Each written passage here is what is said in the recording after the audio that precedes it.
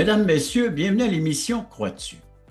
Aujourd'hui, notre invité, à l'âge de 37 ans, après avoir tout perdu, c'est-à-dire travail, maison, épouse, enfants, Jésus se révèle à lui à travers l'un des propriétaires d'un restaurant sherbrookeois qui l'engage comme pianiste. À partir de ce moment, toute sa vie est transformée. À l'instant même, allons rejoindre notre invité d'aujourd'hui. Je vous présente Monsieur François Morin. François, bienvenue à l'émission Crois-tu? Bonjour, merci, merci. Un plaisir de t'accueillir. Ben, plaisir réciproque. Alors, on a hâte d'entendre cette histoire. Oui, certainement. T'es natif d'où, François? Moi, je suis natif de Québec.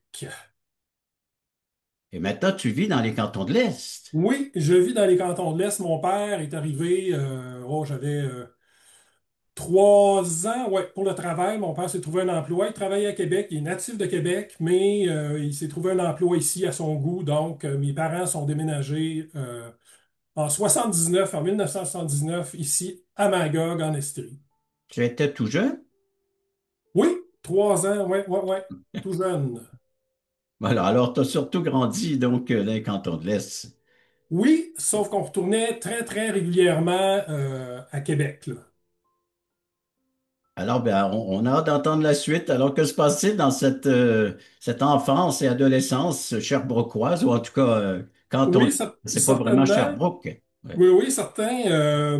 Ben, c'est ça. Moi, je viens d'une famille euh, typique québécoise, Hmm. 2 parents, on est 4 enfants chez nous. Je suis l'aîné. Et puis, on a été élevés euh, dans la culture catholique québécoise. Et moi, pour les gens là, qui le savent pas, bon, j'ai un handicap visuel. Ça fait partie de ma vie, des épreuves de vie, des choses avec lesquelles j'ai dû composer à travers tout ce que j'ai vécu. Cette non-voyance est-elle de naissance? Oui, sauf que mes parents s'en sont rendus compte, j'avais 2 ans, c'est une maladie dégénérative. OK. Donc, ça se dégrade sur plusieurs années. Pour vous donner une petite idée, là, quand mes parents s'en sont rendus compte, j'avais à peu près une vingtaine de pourcents de Oh. vision à l'âge de 2 ans. Après ça, il y a eu comme des paliers et je suis allé chercher ma canne blanche à l'âge de 21 ans. Donc, Merci pour cette parenthèse, François. ça fait plaisir. Donc, c'est ça, j'ai grandi donc dans la ville de Magog Hmm. et mes grands-mères étaient très catholiques, ferventes, pratiquantes. Donc, quand on arrivait au temps des fêtes, je me rappelle, on arrivait chez les grands-parents sur l'avenue Aymar, dans Saint-Sacrement à Québec, et puis dans le salon, il y avait le grand, grand sapin de Noël avec les boules, tous les cadeaux, les anges, les lumières, les glaçons. Et dans le bas, il y avait la crèche. Euh, avec la Vierge et le petit Jésus, parce que mes grands-parents, quand ils parlaient de l'Église, de Dieu, ils parlaient de la Vierge Marie, mais ils parlaient du petit Jésus. Fait que moi, j'ai toujours gardé ces paroles-là dans ma tête. Ça m'a toujours résonné en arrière-plan, si vous voulez. Et puis, quand j'étais plus jeune, vers l'âge de 6, mettons 6 à 8 ans, mon père m'amenait à l'église catholique. Donc, à tous les dimanches, j'allais à l'église. Je comprenais pas vraiment ce que le curé disait. Je comprenais pas beaucoup la Bible non plus. Et à la rigueur même, je dirais que ça me terrorisait. J'avais peur de Dieu, j'avais peur, j'avais une immense culpabilité, parce que même un enfant de 6 ans, 7 ans peut comprendre que, bon, compter un mensonge, c'est pas quelque chose de beau, là, si on le dit dans un langage culturel. Fait que je suis resté avec ça. Donc, je fais ma vie tranquillement. J'entre à l'école, euh, maternelle, première année, et là, bien évidemment, mon handicap fait que je me sens et je vois que je suis pas comme les gens alentour de moi.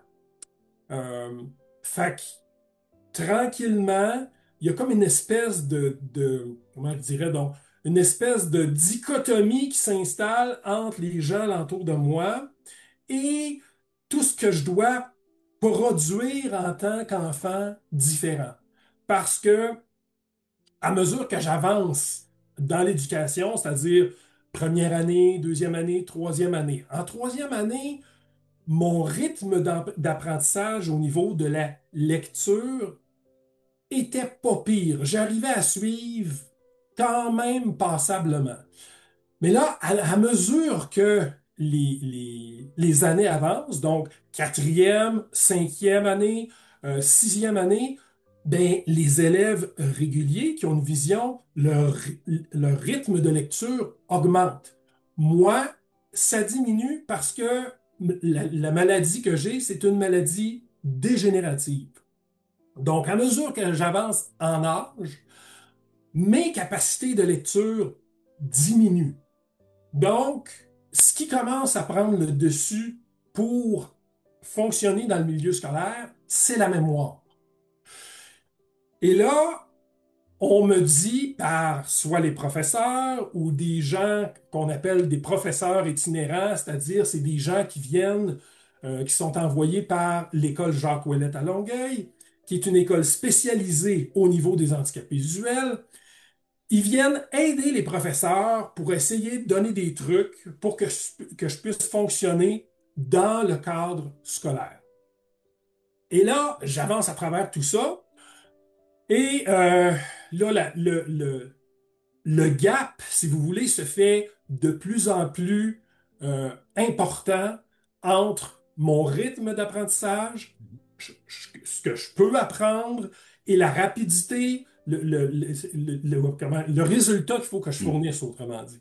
François, Oui, on va prendre une courte pause. OK, Et on va revenir après cette pause et puis reprendre là où je t'arrête avec OK. cet handicap visuel. Comment tu peux continuer donc la suite alors de ta situation et ta condition après la pause. Le voici, ce merveilleux cadeau. Nous vous offrons un livret d'environ 20 pages. Il porte le titre Passeport pour le ciel. Très bien illustré, un enfant pourrait le saisir et comprendre la portée du message. Nous vous l'offrons tout à fait gratuitement, sans aucun déplacement. Vous pouvez nous appeler ou visiter notre site croatu.ca pour en faire la demande.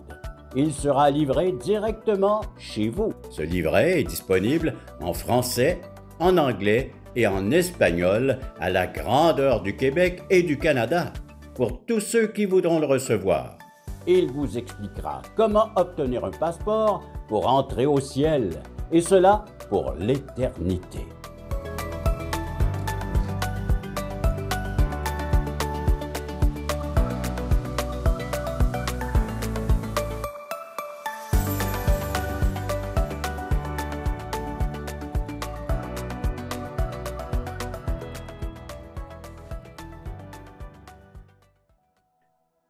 François, donc l'apprentissage se fait à l'école, mais avec cet handicap visuel.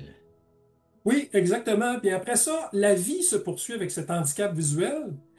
Et ce que ça fait, c'est que je fais l'université avec cet handicap. Après ça, je rentre dans le milieu du travail avec cet handicap.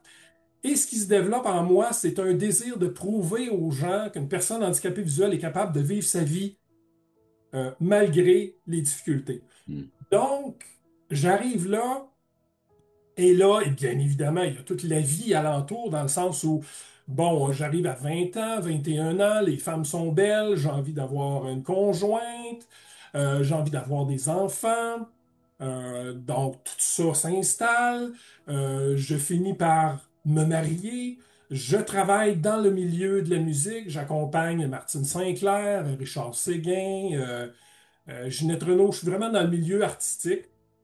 Il y a toujours avec cet handicap visuel, là. Toujours, toujours, toujours, toujours, toujours avec cet handicap. Je fais des télétons avec mon handicap. Je suis chef d'orchestre, je suis arrangeur. En tout cas, bref, je fais tout, Et tout un défi pour toi, là. tout un défi, mais ça se passe quand même bien pour vrai, là. Mais c'est un bon défi, oui, pour certaines choses, c'est sûr. Mm. Fait que j'arrive à 36 ans, je m'installe à Saint-Michel-de-Bellechasse, sur le bord du fleuve, parce que j'aime beaucoup Saint-Michel-de-Bellechasse, des beaux souvenirs. Et j'ai le rêve, la petite maison sur le bord du fleuve, mes enfants, avec mon épouse. Je gagne ma vie. La vie est belle. Je me berce sur ma galerie à Saint-Michel en me disant, hey, je suis à Saint-Michel, j'ai ma maison, j'ai ma femme, j'ai j'ai tout ce dont je rêvais. Le bonheur, Le être le bonheur. Mais bonheur. pendant ce temps-là, tout au long de mon travail, à un moment donné, je me suis mis à développer des sentiments pour une autre femme. Mm. Et là, je suis terrorisé par ça. Parce que je sais, en dedans de moi, c'est pas correct. Il y a quelque chose qui marche pas. Je devrais pas vivre ces sentiments-là. Mm. Donc, il s'installe une culpabilité. Je voudrais faire taire ces sentiments-là, mais j'en suis incapable. Fait que là, la vie continue jusqu'au moment où je suis plus capable de rien retenir en dedans. C'est plus fort que moi. J'en parle avec la personne, la femme qui est concernée, dans le sens où celle pour qui je vis des sentiments, parce que là, à ce moment-là, je suis marié, là. Je suis Ouais. marié, moi, j'ai tout mon setup, mais là, tout ça se déclare en même temps, puis je suis complètement terrorisé parce que je le sais profondément que c'est pas correct. Mm. Fait que j'en parle avec mon épouse. Écoute, faut que je t'avoue quelque chose. J'ai vécu des sentiments pour une femme. Je suis mal à l'aise, je suis désolé. Je sais pas quoi faire. Je veux pas te quitter. Euh, je veux qu'on travaille. Je veux rester avec toi. Je veux que ça continue, etc., etc. Et là, un temps de réflexion. Elle me dit, j'ai besoin d'un temps de réflexion. Après son temps de réflexion, paf, c'est terminé. Mm. On divorce. Et là, vu que je travaille dans le milieu de la musique, il n'y a pas de chômage, j'ai pas d'assurance emploi, j'ai rien de ça. Donc, je me retrouve sur l'aide sociale. J'ai perdu l'accès à ma maison euh, parce que moi, ce que j'avais fait, j'avais tout mis mes contrats de côté parce que l'émotion, les émotions que j'avais vécues pour l'autre femme, je travaillais régulièrement avec elle. Fait que j'ai tout mis ça de côté. Mm. Et là, je suis dans une espèce de néant, je ne sais pas quoi faire. Et à travers cette année-là qui a suivi la rupture avec mon épouse, Et toutes je... ces pertes, Pardon? toutes ces pertes qui s'en ont Oui. suivi. Toutes ces pertes-là, les pertes de travail, là, d'enfants, accessibilité à ma propriété, Saint-Michel, toute cette espèce de royaume que j'avais bâti, tout ça s'écroule. Et là, je suis à Saint-Michel-de-Bellechasse, qui est un petit village, et pour une personne handicapée visuelle, c'est un peu compliqué parce que tu es loin des grands centres. Pour aller faire ton épicerie, c'est compliqué. Euh, pour avoir des soins, c'est compliqué. Fait que je déménage, je reviens à Sherbrooke. Puis à Sherbrooke, ce que je fais, c'est que je me réinscris à l'Université de Sherbrooke en musique. Et là, mon professeur me voit rentrer. Il me dit, Hey, il dit, j'ai un contrat de musique pour toi. Il dit, OK. Il dit, va dans tel restaurant à Sherbrooke. Moi, je peux pas le faire. Ils vont te passer une audition. Tu vas pouvoir travailler puis jouer là. Parfait. Fait que je m'en vais là et je m'assois dans le restaurant. Je parle aux propriétaires. Ce sont trois propriétaires. Au moment où je passe l'audition, moi, je ne sais pas, mais il y en a deux sur trois qui sont chrétiens. Donc, je m'assois là, je passe l'audition, et puis, après l'audition, ben là, les propriétaires disent, oui, OK, il n'y a pas de problème, on t'engage, on va être content, ça va faire l'affaire. J'ai dit, parfait. J'ai dit, moi, je suis handicapé visuel. Je peux pas transporter mon instrument pour venir jouer au restaurant parce que, bien évidemment, il faut que je transporte mon piano électronique. Fait que je dis, ça prendrait quelqu'un qui viendrait me chercher. Fait que là, un des propriétaires dit, oui, je vais y aller. Je vais y aller le chercher. Alors, Parfait. François, c'est Oui. là qu'on va prendre notre pause, nous. OK. Hein? Alors, courte pause. Après, on revient avec l'histoire, justement, que tu es embauché dans ce restaurant où il y a deux chrétiens comme propriétaires ou copropriétaires, si j'ai bien compris. Excellent. Oui, tout à Après fait. la pause, on revient avec l'histoire du restaurant. Super. Le samedi 11h30, Crois-tu vous invite à regarder les témoignages vivants et percutants qui nous ramènent à l'essentiel. Nos invités vous dévoileront comment le Seigneur est entré dans leur vie. François, donc, ton témoignage se poursuit dans ce restaurant où tu es embauché comme pianiste. Oui, exactement. Donc, c'est ça. Je mentionne que j'ai besoin d'être transporté. Donc, le propriétaire il dit, puis, pas de problème, je vais aller te chercher. Et à chaque fois qu'il venait me chercher, il y avait de la musique de louange qu'on appelle la musique chrétienne avec des paroles, soit de la Bible qui parlent de Jésus. Mhm. Et là, je me reviens vers lui et je dis, Hey, j'ai dit, toi, t'es croyant, toi? Il dit, oui. J'ai dit, à quelle église que tu vas? Il dit, je vais à Acts 21. Ah, j'aimerais ça y aller. Il dit, pas de problème, je vais aller te chercher dimanche. Fait que le dimanche suivant, il vient me chercher et je m'assois dans l'église. Et la première fois que je mettais les pieds dans cette église-là, Mhm. c'était des baptêmes. Alors, j'étais sur le bout de ma chaise, il y avait plein de gens, j'entendais les témoignages des gens qui se faisaient baptiser. J'étais complètement survolté. Je trouvais ça impressionnant. Je trouvais ça, ça me questionnait. Fait que après le culte, je vais voir mon propriétaire et il vient me reconduire chez nous. Puis là, je dis, écoute, la semaine prochaine, j'aimerais ça revenir. Il dit, pas de problème. Fait que le dimanche d'après, je m'en souviens, c'était le 17 novembre. Et l'église où on allait à ce moment-là était dans une salle de concert, le Granada à Sherbrooke. Et là, j'arrive dans la salle et je savais qu'il était pour se passer quelque chose, Mhm. mais je savais pas quoi. Puis là, je suis assis avant le culte et j'avais la ferme intuition qu'il allait se produire quelque chose. Le culte commence, le prédicateur entre sur scène et il parle de la résurrection de Jésus-Christ. À ce moment-là, moment précis où je comprends la résurrection de Christ et que je comprends que c'est par sa vie que je peux vivre et que c'est par sa vie que je peux être nettoyé de ma culpabilité que je chantais par rapport aux émotions que j'avais eues euh, par rapport à l'autre femme, même ma culpabilité que j'avais vécue étant petit garçon plus jeune.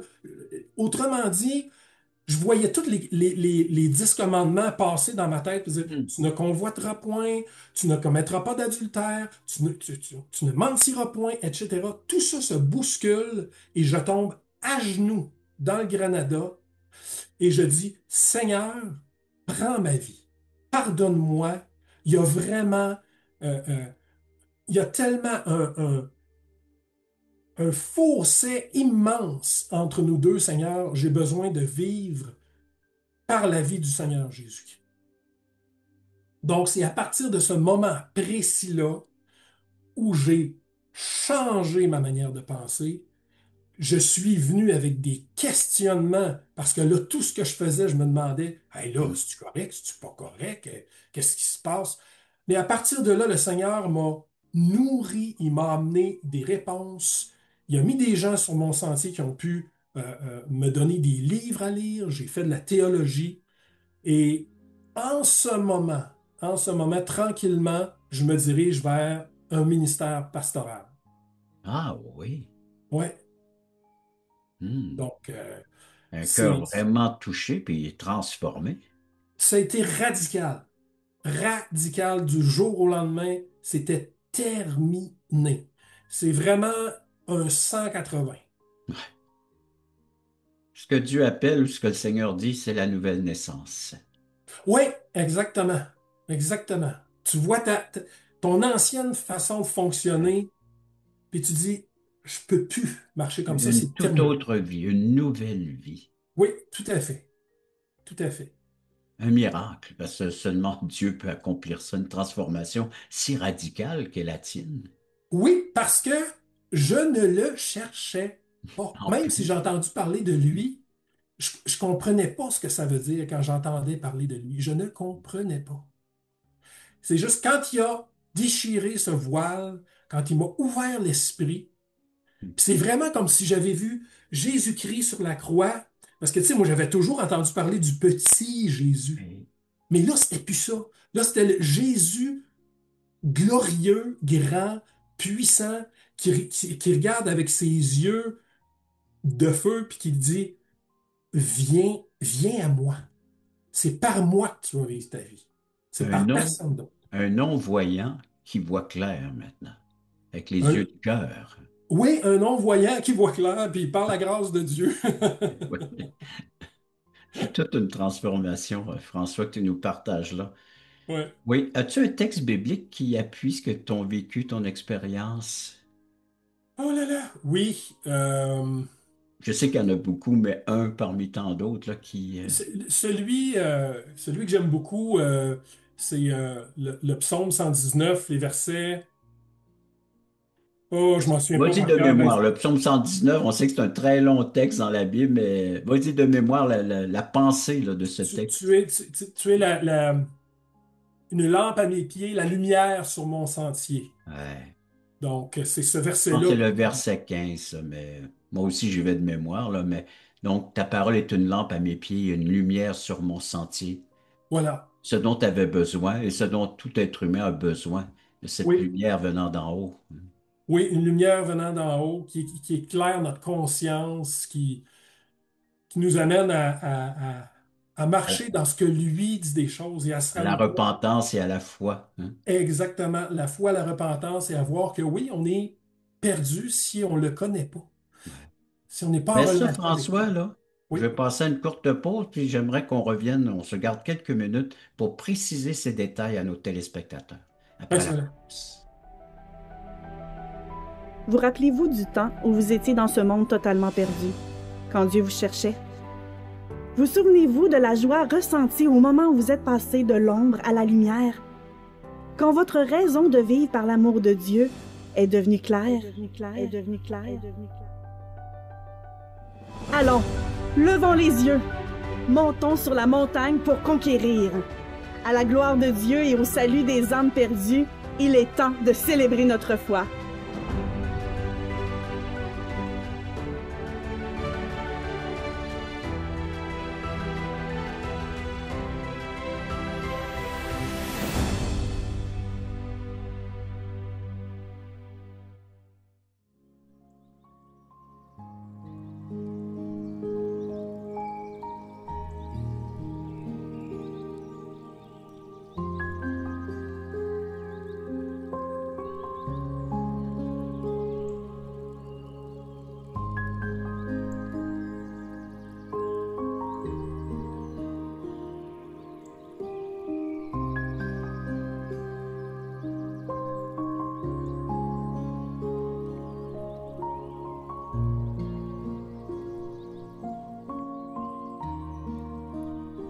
François, donc, tu étais sur le point de partager avec nos téléspectateurs, avec plus de détails, ton vécu, cette expérience qui est la nouvelle naissance.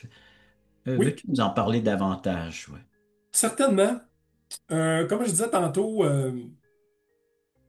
le besoin de montrer aux gens que, en tant que personne handicapée visuelle, on a besoin de montrer que hey, même si j'ai une grande différence, puis je suis pas pareil, je vais vous montrer que je suis capable de vivre ma vie et que je suis capable d'opérer moi aussi, puis etc., etc. Donc, dans mes mots, je dirais, j'appelle ça un quêteux d'approbation, dans le sens où je vivais pour me prouver. Je vivais pour prouver au monde. Je Mhm. vivais dans mon orgueil, dans mes stratagèmes de performance. Et le Seigneur est venu me délivrer de tout ça. Parce que quand on vit selon nos propres standards de performance, c'est bien de valeur, mais quand on se prépare, quand on se présente devant Dieu, euh, Ça n'a ça pas va être, beaucoup de poids, hein? ça n'a pas beaucoup de poids. Je dirais même que c'est refusé. Voilà.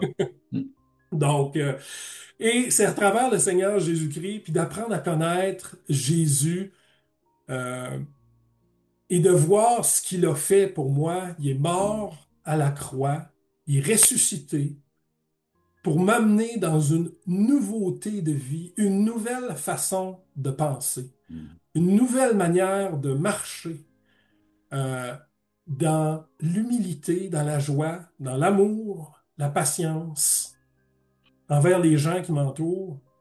Et m'a vraiment délivré de... Je dis pas qu'il n'y a pas des luttes encore, bien évidemment. On reste dans un corps qui est... Mais le processus est enclenché. Exactement. Le processus est enclenché et je sais qu'il me parle, il me guérit par rapport à ça et il m'en délivre. Et c'est une immense bénédiction d'être aimé et de voir comment il est venu me chercher où j'étais et il m'a amené et il me peaufine et il va faire ce qu'il veut avec moi, puis c'est ça qui est extraordinaire. Mon assurance est placée sur le socle de la croix du Seigneur Jésus-Christ. C'est vraiment extraordinaire. C'est une nouvelle vie, une nouvelle naissance. C'est la vie de Christ qui prend forme en toi, là, chez le croyant. Hein. Ouais, Ceux qui l'ont reçu deviennent maintenant des enfants de Dieu, donc une nouvelle nature qui s'installe. ouais, Passer de la mort à la vie, passer donc, c'est cette mort spirituelle à la vie éternelle, là, maintenant. ouais, exactement. Et c'est tellement précieux. Je ne retournerai jamais Bon. où j'étais. Merci, François. Juste Merci. inviter les gens, ceux qui nous écoutent, vous voulez aller un peu plus loin. On a une plateforme croix-dessus.ca. Venez la visiter, venez nous rendre visite ou appelez-nous le numéro de téléphone à l'écran. Alors, composez-le immédiatement. Il y a des gens qui seront à l'autre bout de la ligne afin de pouvoir répondre à vos questions ou écouter vos commentaires tout simplement. Des études bibliques, alors là aussi, 19 heures, je pense, ou regardez allez voir sur notre site, il y a les heures d'études bibliques, c'est les mardis soirs.